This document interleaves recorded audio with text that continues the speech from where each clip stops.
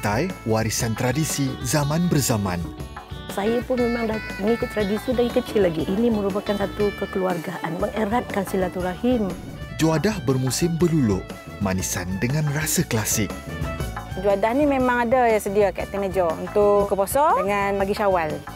Budaya menyambut Ramadan, istimewa dari Negeri Sembilan.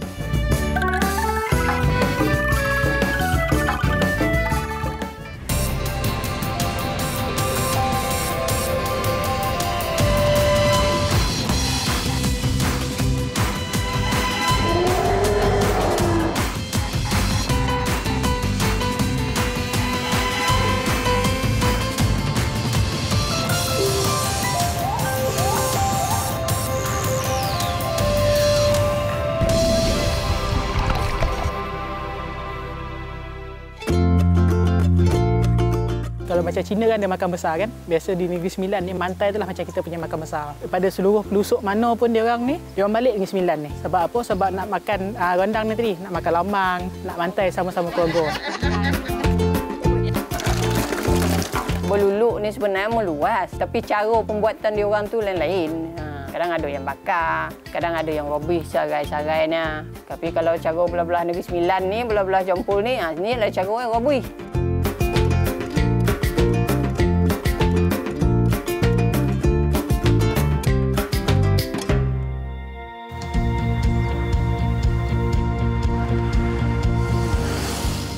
Setiap kali menjelang Ramadan, berluluk antara buah yang dicari-cari penduduk di sekitar daerah Jempol, Negeri Sembilan. Berluluk dikenali juga sebagai kabung atau enau di negeri lain di Malaysia. Buah berluluk menjadi mata pencarian Saripah Karim sejak 9 tahun lalu. Isi berluluk dijadikan manisan sebagai pencuci mulut pada bulan Ramadan, manakala air niranya dijadikan gula aren. Kalau ikut cerita pasal berluluk ni, akak buat pada zaman kanak-kanak dululah. Lepas tu akak yalah kita dah betul akak merantau kan. Bila akak balik ke kampung tu dalam tahun 2015 macam itulah. Akak start buat baliklah. Berluluk ni kita buat sepenuh kat rumah. Jadi kita boleh nak menjaga orang tua apa semua kan. Jadi kita boleh kerja tu menyambil. Maknanya akak boleh buat kerja berluluk ni dan masa sama akak boleh jaga rumah, keadaan sekeliling rumah ni kan. Namun, bagi generasi penggemar minuman bubble tea atau boba atau kopi berjenama, gula aren adalah sesuatu yang semakin digemari. Walaupun tidak ramai mengetahui asal-usulnya dari desa yang terpencil. 2 minggu sebelum kehadiran Ramadan, Saripah bersama abangnya Mat Daud Karim sudah mula mencari pokok enau untuk dikait buahnya. Bagi Saripah dan suami, Syamsul Bahari, ini musim yang sibuk buat mereka. Sebagai pencari tetap buah ini setiap tahun, kebiasaannya Daud meronda sebulan lebih awal untuk menjejaki pokok-pokok yang berpotensi dengan buah yang berkualiti. Kedudukan pokok berluluk yang dituju hari ini adalah bersebelahan kampung Kuala Jempol, 3 km dari rumah Saripah. Pokok enau tumbuh meliar di kawasan lembap dan berumpun. Ia sering dijumpai di kawasan hutan, belukar dan perkampungan. Meratalah apa pakcik cari dengan apa pakcik Daud kau. Dia lain nurunan. Kalau tak ada dia susah ya kan. Kalau nak agak nakak memang setakat ngupik ngobuih dan insya-Allah boleh lah. Nurunan tu memang agak dengan apalah Cik Daud kau. Dari spesies palma, pokok kabung tumbuh tinggi tidak berdahan dan mempunyai pelepah. Ketinggiannya boleh mencecah sehingga 3 tingkat bangunan. Jika diperhati kekayaan ciptaan Tuhan, buah berluluk seakan-akan putik kelapa, namun lebih besar sedikit daripada buah kelapa sawit, tumbuh bertandan dan berjuntai seperti buah kurma. Setiap ciptaan Allah ini mempunyai fungsi, rasa dan kegunaan yang berbeza-beza, bergantung kepada lokaliti di mana ia tumbuh atau ditanam. Kita kena tengok buah lu, elok ke tak elok. Kita korek ni. Cantik buahnya, buah kau tengok. Elok lembut eh. Banyak putih penuh tengah tu, tu dah korek betul tu, dah melapis. Kalau macam ni memang sedang elok ni. Dia kalau kita rait lah, maknanya tandan pertama tu kita rait, Kita potong tengok isi dia, lepas tu kita rait tandan kedua ke ketiga ke tengok. Dia kalau 2-3 tandan tu kita tengok elok, tu makna satu pokok tu semua elok sampai ke atas. Yang dah koreh tu dah liat, dah kental. Kita kunyah pun tak boleh lah. Tak boleh makan lah tu. Bagi mengait tandan beluluk, Daud menggunakan gergaji dahan yang diikat pada galah panjang. Sebelum ini, dia menggunakan sabit sawit namun agak sukar dan mengambil masa untuk menjatuhkan buah. Pengait buah tidak boleh terlalu dekat dengan batang pokok untuk mengelakkan risiko terkena getah serta dihempap tandan beluluk seberat hampir 100 kg setiap satu.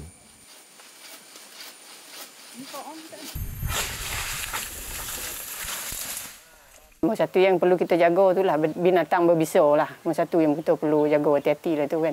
Yang satu kita nak masuk dalam hutan ni, kita kena niat yang baik lah kan. Kita nak cari rezeki. Lepas tu yang satu lagi kalau kita nak masuk lidi tu. Lidi anau sendiri kat batang dia tu kan. Orang panggil lidi Georgia anau ni. Bisa tu kalau kena. Tu yang kita kena jaga. Buat setakat ni alhamdulillah lah. Belum ada lah lagi yang cedera ke luka ke apa ke. Tapi kena gatal-getah dia tu itu biasalah tu. Kadang kita takik-takik buah tu luka kan. Dia mucik getah tu gatal lah tu. Ni mulut lah tu. Semasa proses menurunkan buah, kebarangkalian tandan tersangkut di celah pelepah juga sering terjadi. Nasib menyebelahi mereka kerana buah hanya tersangkut pada ketinggian 2 meter. Dalam keadaan sebegini, Daud perlu memanjat ke atas dan menjatuhkan 2 tandan buah yang tersangkut.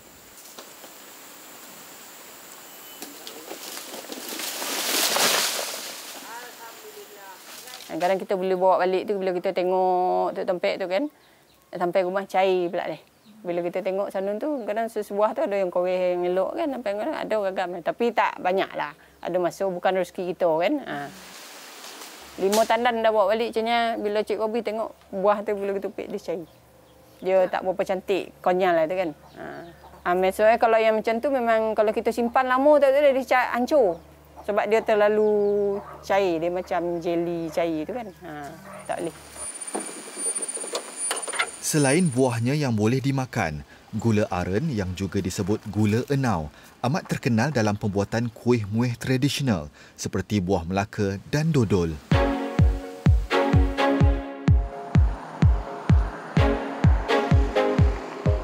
Selain Jambatan Besi, antara yang terkenal di Batu Kikir ialah Pasar Tani.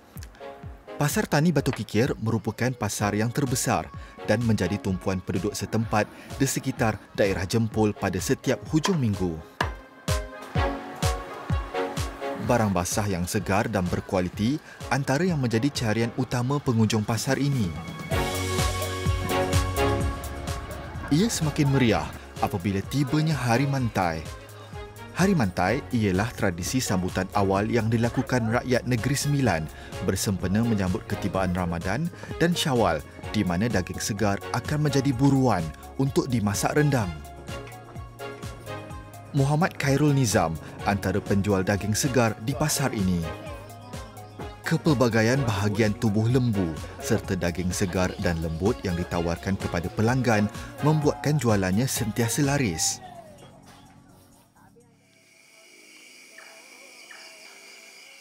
Seawal jam 5 pagi, Khairul memulakan persiapan untuk ke pasar. Bekalan daging harian yang disimpan di rumahnya diperoleh daripada pembekal di Kuala Pilah sejak lebih 10 tahun lalu. Kuantiti yang kita akan bawa ke tempat berniaga bergantung pada tompek. Ada tompek-tompek yang laju, macam contoh Batu Kikir hari Ahad, Bandar Si Jampu hari Jumaat, Batu Kikir hari Rabu. Yang itu kita biasa bawa kuantiti 100 ke 150 kilo lah kita bawa. Mungkin akan lebih sikit. Tapi untuk hari yang kurang, kuantiti kita bawa bawah 50 kilo. Kalau kita bawa banyak pun dia boleh merosakkan barang. Kita biar tergantung macam tu kan. Jadi kita bajet tu kita dah ada. Kita dah nampak target-target setiap tempat nak niaga tu berapa banyak kita nak bawa. Itu ialah kita bawa. Seusai persiapan, Khairul akan bergerak ke pasar sesudah menunaikan solat subuh. Permintaan daging segar yang biasanya bergantung kepada sesebuah tapak pasar akan menjadi berlipat kali ganda setiap kali tibanya musim mantai. Kalau tiba hari besar ni, biasa kita dah buat secara berperingkat. Contoh, seminggu awal, pelanggan dah mula membeli. Pelanggan jarang nunggu hari besar. Pasal kadang-kadang tu miss, tak pek barang, tak pek daging bila kena hari besar. Jadi, diorang dah mula beli pelan-pelan sikit-sikit lah dalam masa 1 minggu tu. Untuk dalam 1 minggu tu, menjelang hari besar tu, kebiasaan cocah lah hampir 2 tan. Setiap kali tibanya musim mantai, pasti ramai yang akan keluar untuk mencari daging segar. Lokasi tapak pasar ini yang strategik juga membuatkan permintaan daging segar di Batu Kikir ketika musim mantai bertambah. Ada ya customer yang daripada felda-felda lain datang sebab Batu Kikir ni salah satu tompek yang terkenal untuk hari mantai. Keadaan Batu Kikir ni terletak dia ngam-ngam kat tengah. Maknanya perjalanan ke Seremban, ke Jelabu, ke Muazzam. Jadi orang senang bertemu kat Batu Kikir. Dan tapak bila tapak mantai tu pun dia tersusun dan teratur. Orang senang nak dapat. Itu yang pada saya Batu Kikir ni dia terkenal lah untuk mantai. Sangat-sangat meriah. Selain daripada Juasir. Juasir pun salah satulah tompek.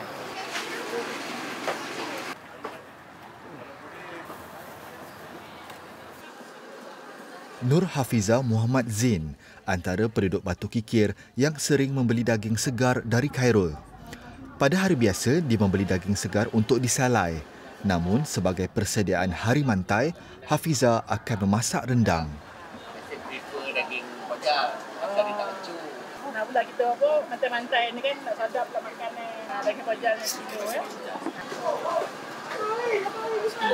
Bukan nak siangan kau. Kalau boleh di siangan, siang daging lah.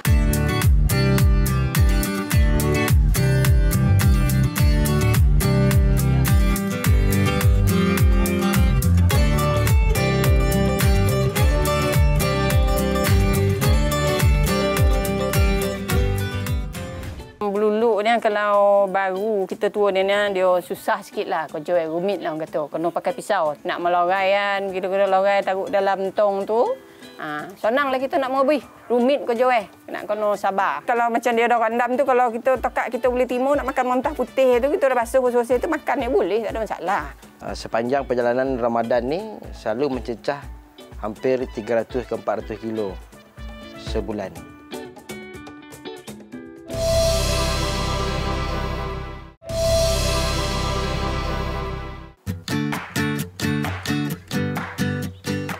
Buah beluluk atau kabung amat popular di kalangan masyarakat Negeri Sembilan, terutama pada bulan Ramadan dan Syawal. Buah muda diambil isinya untuk dijadikan halwa enak. Dua beradik, Saripah dan Daud, tidak menang tangan menyediakan bekalan beluluk yang mencukupi bagi memenuhi permintaan pelanggan. Bagaimanapun, buah beluluk perlu melalui beberapa proses pembersihan sebelum sesuai dijadikan hidangan. Proses merebus adalah antara proses utama. Saripah menggunakan kawah besar yang memuatkan 4 tong cat buah beluluk. Beluluk ni sebenarnya meluas. Tahu cik, tapi cara pembuatan dia orang tu lain-lain. Banyak beluluk ni sebenarnya. Cuma cara dia orang berbeza lah. Kadang ada yang bakar, kadang ada yang robih sarai-sarai ni. Yang cik tahulah kan. Tapi kalau cara belah-belah Negeri Sembilan ni, belah-belah Jompul ni, ni adalah cara yang robih. Cuma kita nak cari pengalaman tu, cara dia nak kita tahu beluluk tu masak macam mana. Cukup matang masak tu kan. Itu lah. Tempoh merebus mengambil masa sekurang-kurangnya 3 jam sehingga kulit yang hijau bertukar matang. Jika tidak direbus, kulit buah ini sukar dibelah untuk mengeluarkan isinya. Proses merebus dapat melembutkan kulitnya di samping dapat mengurangkan getah beracun pada buah.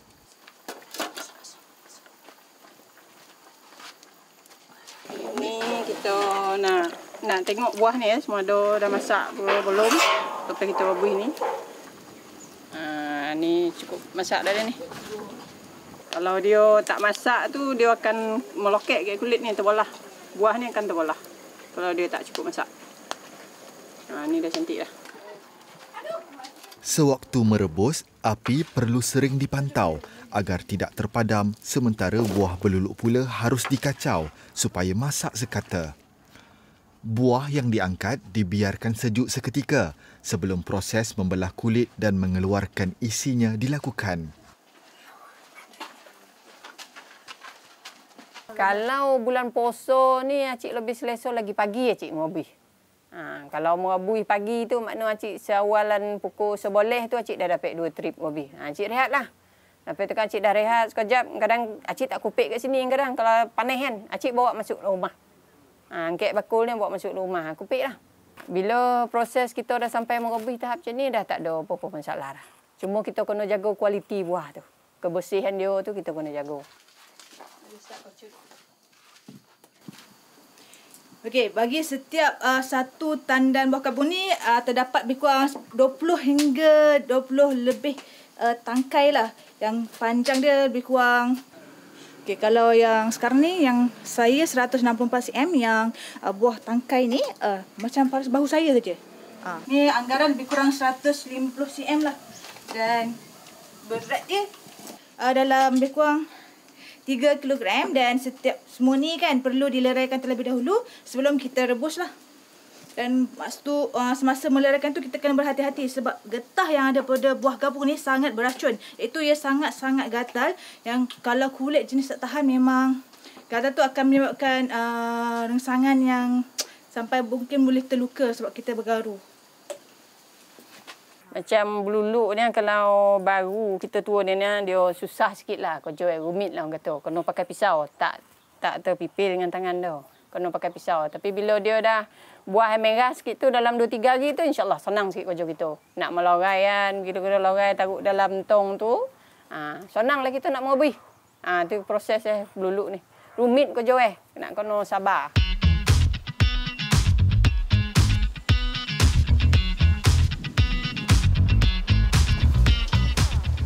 Isi yang telah dikeluarkan perlu dicuci dan direndam dengan air bersih. Air juga perlu diganti setiap hari bagi menjaga kualiti dan kebersihan buah. Sekiranya tidak disimpan dengan betul, buah beluluk akan menjadi masam dan berlendil manakala airnya berbuih dan berbau busuk. Namun begitu tidak sampai 3 hari, isi beluluk yang sudah dikupas pasti habis berikutan permintaan yang sangat tinggi oleh penduduk setempat. Kita makan bila kita dah buih tu macam tu, tak digalak kalau makan sebab dia masih bergetah ni. Elok kita simpan semalam lalu ke, 2 malam lalu ke, baru kita makan, kita sirup. Maknanya kalau macam dia dah rendam tu, kalau kita tekak kita boleh timur nak makan mentah putih tu, kita dah basuh tu makan dia boleh, tak ada masalah. Hari ini, Saripah sempat menyediakan 12 kg beluluk mentah untuk tempahan pelanggan. Kebiasaannya penduduk kampung yang menjadi peraih. Dibantu anak saudaranya, Mas Dinar Nordin, beluluk dicuci sekali lagi sebelum dibungkus dan ditimbang. Sama seperti cara penyimpanan sebelumnya, air bersih dimasukkan agar segar dan bersih. Penglibatan golongan muda seperti Mas Dinar dalam pembikinan beluluk dapat menarik minat generasi sepertinya untuk lebih mengenali makanan tradisi ini. Assalamualaikum. Salam. Muhammad Nur Hamizan Muhammad Zakid antara peraih tetap bekalan buah kabung Saripah sejak 3 tahun lalu. Yakin dengan potensi jualan beluluk yang memberangsangkan, lelaki 31 tahun ini mula mempromosikan buah nadir ini setiap kali menjelang bulan puasa sejak 5 tahun lalu. Sepanjang perjalanan Ramadan ni selalu mencecah hampir 300 ke 400 kilo sebulan. Selalunya pembekal Cik Pah ni lah yang saya ambil setiap tahun. Mana tahun ni awal sikit saya suruh Cik Pah ni buat lah. Sebab seminggu sebelum puasa saya dah mula untuk menjual. Sebiji buah beluluk mengandungi 2 atau 3 ulas isi di dalamnya. Isi yang keras atau terlalu cair akan diasingkan agar tidak bercampur dengan isi yang elok. Justru itu, pencari buah beluluk perlu mahir dalam mendapatkan buah yang baik sesuai dengan kehendak pelanggan. Saya biasanya menjual, saya akan packing balik. Saya akan hantar ke bazar-bazar Ramadan dan peniaga-peniaga kedai lah. Satu lagi, ada orang order daripada rumah, saya akan hantar ke rumah dia.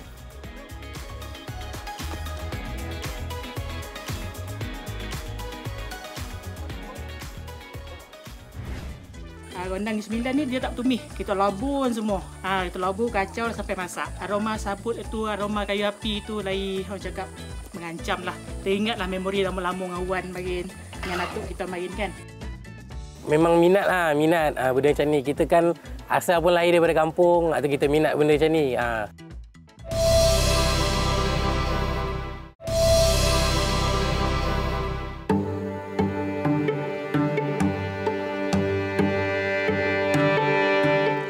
Sekembalinya Nur Hafizah dari pasar, persiapan menyediakan juadah mantai lantas disediakan.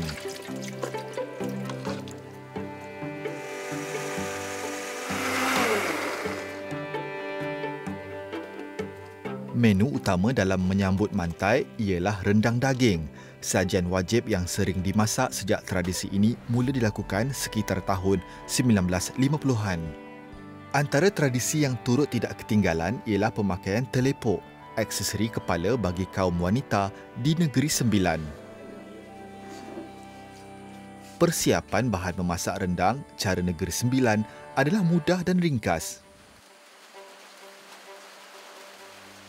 Apabila siap nanti, ia akan menjadi lebih beraroma dengan rasa tersendiri yang autentik kerana dimasak menggunakan dapur kayu.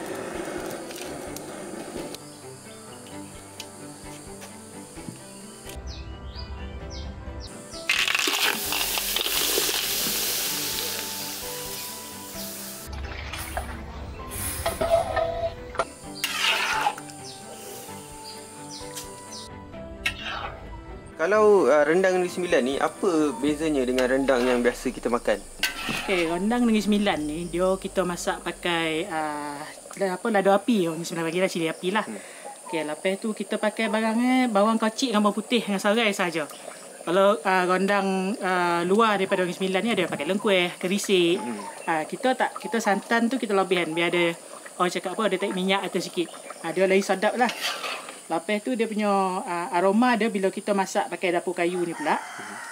Aroma sabut itu, aroma kayu api itu lagi orang cakap mengancam lah.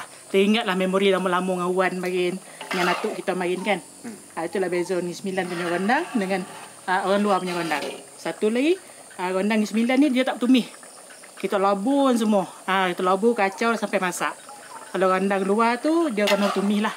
Itulah beza rendang Negeri Sembilan dengan rendang luar. Lebih kurang 2 jam masa diperlukan dengan kawalan api sederhana untuk rendang siap dimasak. Ia perlu sentiasa dikacau bagi mengelak daripada hangus dan mendapatkan hasil yang tampak menyelerakan.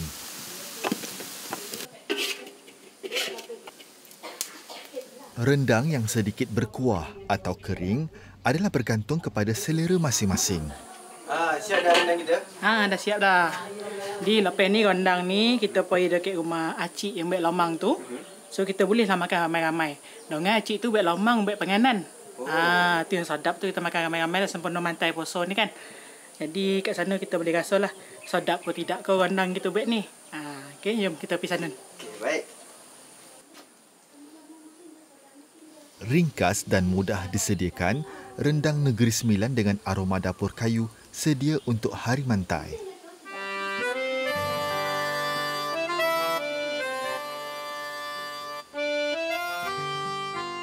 Hasil gabungan nama di antara pertembungan sungai, kuala dan pokok sempunek, Kampung Lonek mendapat namanya sekitar kurun ke-19.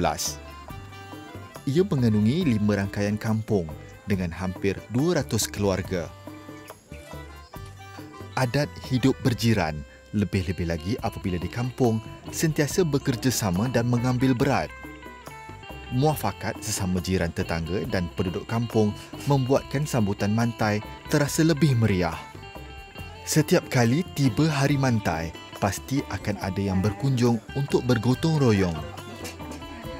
Lemang biasanya akan disediakan oleh golongan wanita, manakala proses membakar dilakukan oleh mereka yang lebih berpengalaman. Ini antara aktiviti dan tradisi yang telah dilakukan di sini bertahun lamanya. Kita dah memang mengikut tradisi tu. Saya pun memang dah mengikut tradisi dari kecil lagi. Jadi pada saya, ini merupakan satu kekeluargaan, mengeratkan silaturahim sana. Dan kebiasaannya anak-anak yang merantau balik untuk menyambut bulan Ramadan tu. Jadi itu merupakan satu kemeriahan lah bagi keluarga tu. Jadi kita terasa sangat untuk nak menyambut bulan Ramadan, untuk bulan puasa tu.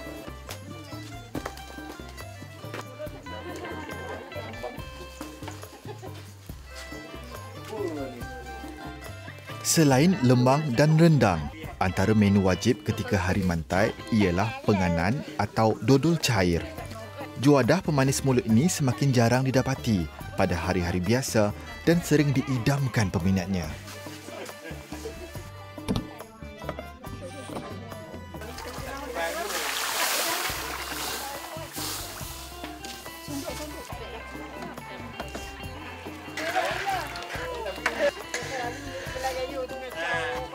Bahannya paling simple sebab kita menggunakan beras pulut yang kita rendam dulu kalau boleh semalaman dan kita blend hancur lumat. Jadi dan kita masakkan dengan santan dan gula pasir. Tapi yang istimewanya dekat Negeri Sembilan ni kita menggunakan gula nau ataupun gula kabung tu. Sebab aroma rasa gula nau itulah yang menjadi satu rasa yang berlainan sikit. Dodol Negeri Sembilan tu dengan dodol yang biasa. Gula pasir tu rasa dulu kan, kalau macam tak manis garam bubuk lagi. Proses menghasilkan penganan mengambil masa yang lama dan perlu dikacau secara berterusan.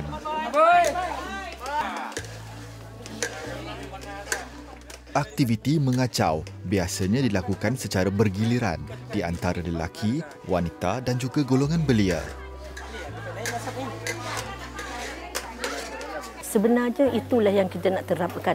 Nilai kekeluargaan itu apabila kita mengacau dodol penganan ini memang memerlukan ramai sedikitlah dan tenaga yang kuat kan.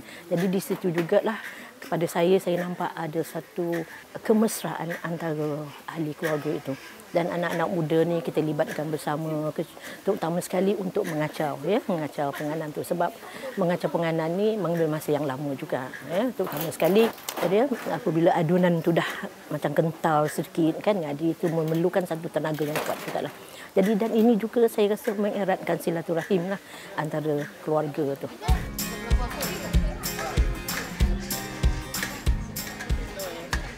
Muhammad Adli Alif yang mesra disapa Aboy antara anak muda penyambung tradisi Mantai. Dia aktif membantu setiap kali tiba musimnya, terutama dalam mencari bahan pelengkap juadah. Kira 3 hari sebelum, 5 hari sebelum, tak pun lebih awal, seminggu lebih awal, kita dah start cari kayu api lah. Sebab kalau kayu api ni kita cari bila waktu nak dekat, nanti kayu api tu tak boleh kena basah, kita kena teduh. Waktu cari kayu api yang dah mati. Selain tu, kalau 2 hari sebelum, kalau kita nak buat ketupat, kena cari daun. Untuk mengayam lagi nanti semua. Cari buluh untuk buat lemang, cari daun. Macam tu aktiviti yang kita boleh buat, tolong. Kiranya memang minat lah, benda macam ni. Kita kan asal pun lahir daripada kampung, bukan asal dari bandar. Kita minat benda macam ni. Minat bercampur dengan masyarakat pun sekali. Namun, di sebalik kemeriahan meraihkan Hari Mantai, tidak semua anak muda yang berasal dari kampung ini aktif membantu. Ia bagaimanapun tidak pernah menggugat pendiriannya untuk terus membantu dalam menyambung tradisi. Boleh, Rim. Macam saya minat dari semua benda ni. Tetapi ada segolongannya, segelintirnya ada yang minat. Tapi cuma minat makan je, datang makan je. Tapi kita macam ni, tak apalah. Kita buat pun memang untuk makan. Tak apa, kita pun nak rasa kecil hati pun tak boleh. Kita memang buat untuk orang. So, tak apalah, kita enjoy. Benda macam tu kita dapat tengok orang makan pun kita dah jadi enjoy.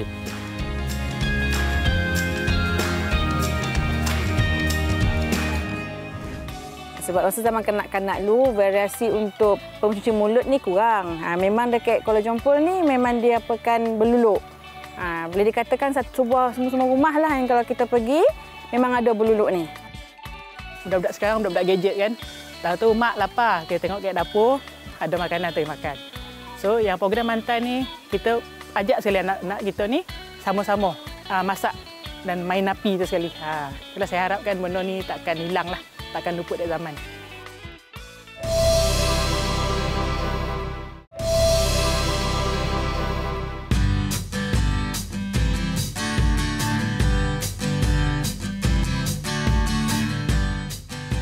Berbentuk lonjong dan sedikit leper, saiz isi berluluk berukuran kira-kira 2 cm panjang. Malah, ada yang mencecah sehingga 5 cm. Berwarna putih jernih dengan tekstur yang kenyal. Ianya sesuai dimasak sebagai manisan atau bahan campuran di dalam ais batu campur dan minuman lai cikang. Bagi penduduk daerah Jempol, berluluk sering dimasak bersama air gula dengan campuran sirap. Pada setiap ulas berluluk, terdapat biji kecil berwarna putih atau disebut punat oleh penduduk setempat yang perlu dibuang. Tengoklah kalau permintaan ada daripada pelanggan nak siro, cik siro kan. Kalau selalu peraih lah ambil. Macam Ijan kan, dia ambil, dia tak siro lah. Dia ambil kebanyakan lebih selesa jual kosong lah. Pembuatan manisan berluluk amat mudah. Hanya menggunakan 4 bahan utama. Berluluk yang dicelur, sirap ros, daun pandan dan gula. Campuran gula serta sirap dijerang sehingga mendidih. Kemudian baharulah berluluk dimasukkan. Ia kemudian dimasak beberapa minit sehingga air mendidih sekali lagi. Kalau budak generasi yang muda ni, dia memang tak kenal buah ni tu. Tak rati dia dah. Tak payah kata orang lain, cucu acik sendiri pun tak rati dia nak makan berluluk ni dah. Tak nak dia dah. Dia memang tak dipandang berluluk budak-budak generasi sekarang. Tapi kalau boleh, untuk generasi-generasi yang akan datang ni, cubalah ajak anak-anak kita kenal buah ni. Asal-usul buah ni kan, sayang. Untuk masa akan datang, tinggal tak ada apa-apa pula kan. Cuba rasa buah tu. Rasa macam mana pun kena rasa. Susah nak dapat.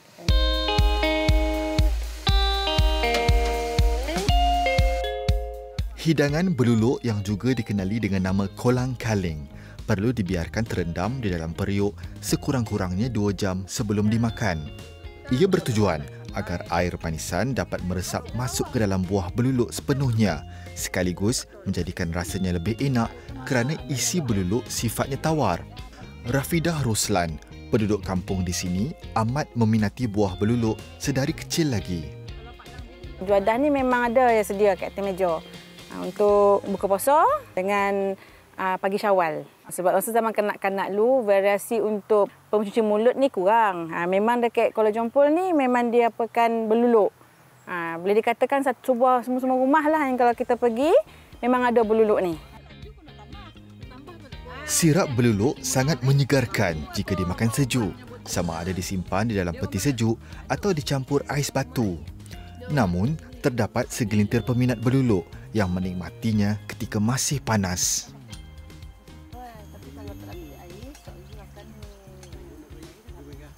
Hari ni yang saya rasa hari ni Puan Sharifah memang buat yang grade A. Lembut, lepas tu kurang manis.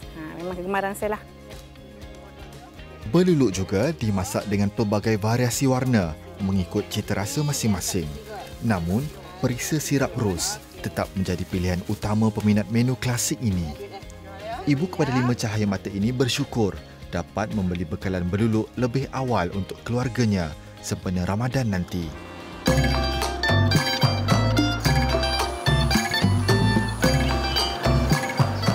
Aktiviti mantai yang dilakukan rakyat Negeri Sembilan merupakan tradisi bersempena menyambut ketibaan bulan Ramadan dan juga bulan Syawal, yang mana ia dilakukan bersama keluarga. Daging akan dimasak rendang dan dimakan bersama lemang. Ini merupakan tradisi yang dilakukan bertahun-tahun lamanya. Dan apabila sesuatu tradisi itu diwarisi, ia pastinya akan lebih meriah jika dilakukan bersama jiran tetangga dan diraih bersama penduduk kampung.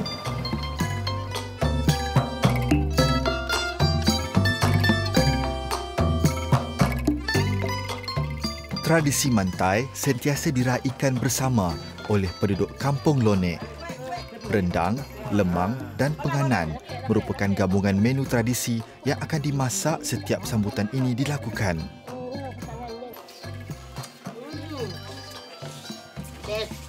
Kita nak tes lemang pula. Ya, lemang. Lu apa semua? Selalu dia. Wah.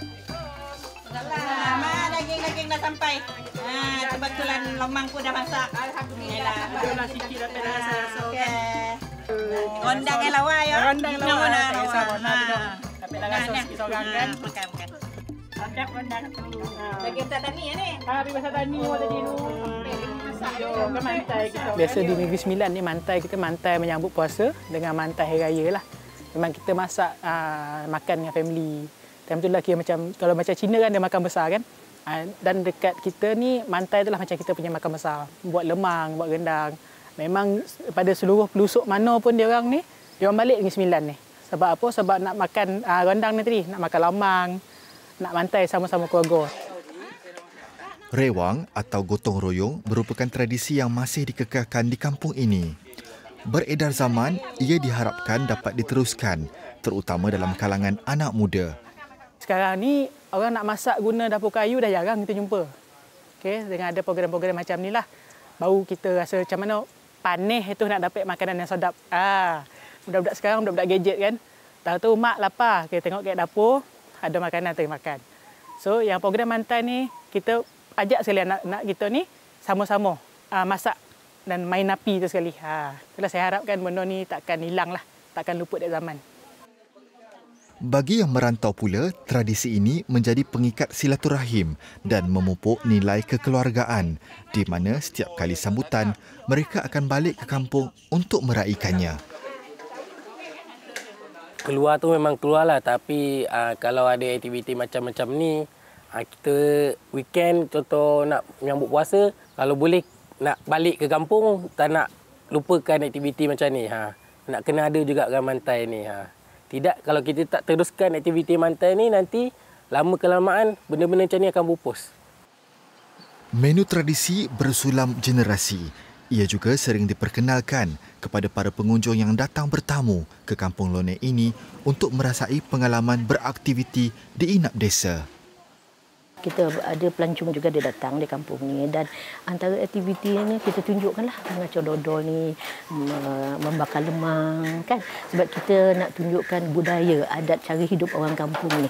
Jadi sempena menyambut bulan Ramadan ni, saya juga mengucapkanlah selamat menyambut bulan Ramadan dan kita harapkan program bantai ini dapat dikekalkan ke generasi muda yang akan datang supaya tradisi kita ini tidak luput di masa akan datang.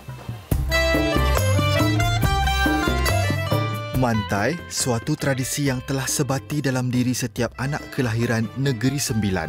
Setiap yang menyambutnya pasti akan tersenyum, menikmati juadah bermusim hasil muafakat bersama.